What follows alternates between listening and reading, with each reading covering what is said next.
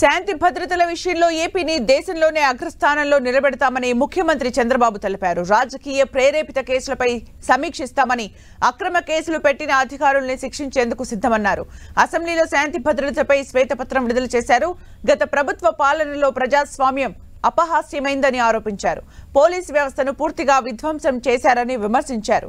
Babli case తప్ప తనపై గతంలో ఎప్పుడూ కేసులు లేవని, వైసీపీ అధికారంలోకి వచ్చిన తర్వాత తనపై 17 కేసులు పెట్టారని తెలిపారు. డిప్యూటీ సీఎం పవన్ కళ్యాణ్ పై 7 కేసులు నమోదు చేశారని అన్నారు. ప్రతిపక్ష నేతల్ని అణచివేసేందుకు యత్నించారని వ్యాఖ్యానించారు. ప్రస్తుత హోంమంత్రి అనిత, స్పీకర్ అయ్యన్న పాత్రుడిపై నా ఎస్సీ ఎస్టీ అట్రాసిటీ కేసులు పెట్టి వేధించారని ఆరోపించారు. ఎమ్మెల్యేల్లో ఎవరిపై కేసులు ఉన్నాయో ఓసారి తేల్చుకోవాలని సీఎం కోరగా పవన్ కళ్యాణ్, నారా లోకేష్ సహా చాలా మంది తమ స్థానాల్లో నిల్చున్నారు. రాజకీయ పోరాటం చేసిన అందరిపైన కేసులు పెట్టారన్నారు. లా అండ్ ఆర్డర్ పై మరింత లోతుగా చర్చించాలని, మరో సెషన్ నిర్వహించాలని డిప్యూటీ సీఎం పవన్ కళ్యాణ్ కోరగా సీఎం చంద్రబాబు సానుకూలంగా స్పందించారు.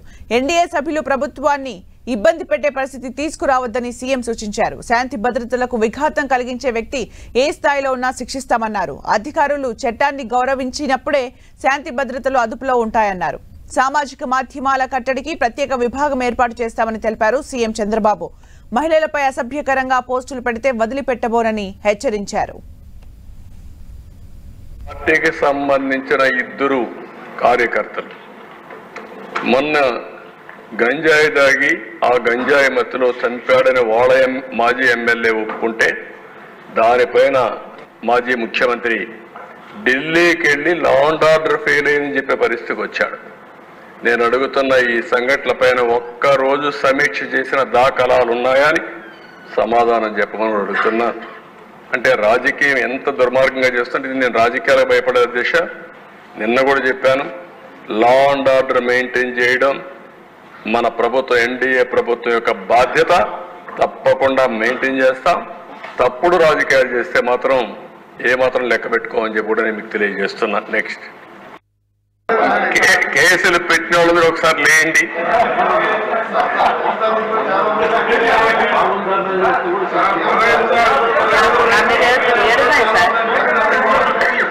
చూసారా దేశ 7 కేసులు ఉన్నాయి. అంటే రాజకీయ పోరాటం చేసిన వాళ్ళందరిపైన కేసులు పెట్టారు.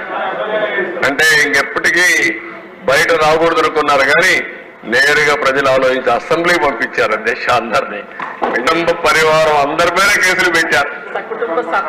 సపరివారపై అందరి మీద ఒకరిద్దరు కాకుండా అందరిపైన కేసులు. అంటే ఏ విధంగా హెరాస్ చేశారు. ఈ రాష్ట్రంలో ఎవ్వరు వ్యాపారాలు చేయడానికి వీలు లేదు, ఎవరు బయట రావడానికి వీలు లేదు, ఎవరు మాట్లాడడానికి వీలు లేదు. ఒకవేళ మీరు ఆస్తులుంటే ఆస్తుల్లో కూడా వాటా ఇవ్వమంటే ఇవ్వాల్సిందే.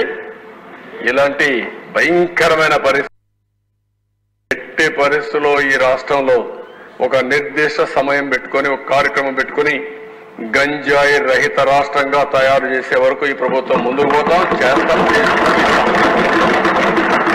There is no second thought. నేను ఒకటే అపీల్ చేస్తున్నా, యువతకు అపీల్ చేస్తున్నా, కుటుంబాలకు అపీల్ చేస్తున్నా.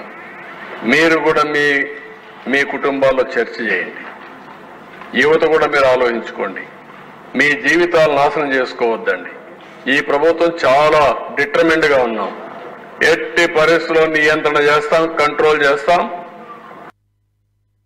రాజీ పడే సమస్య లేదు. తన మన అనే భేదం కూడా లేదు.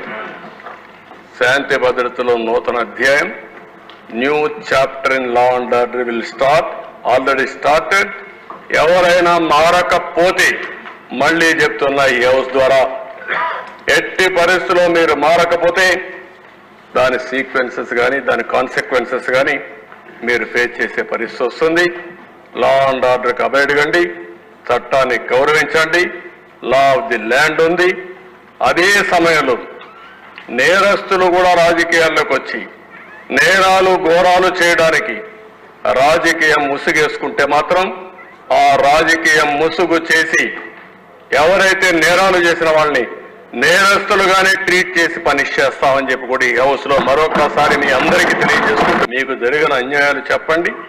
మీ అన్యాయాల్ని పూర్తిగా అరికట్టే బాధ్యత, మీకు న్యాయం చేసే బాధ్యత మేము తీసుకుంటామని మరొకసారి తెలియజేసుకుంటూ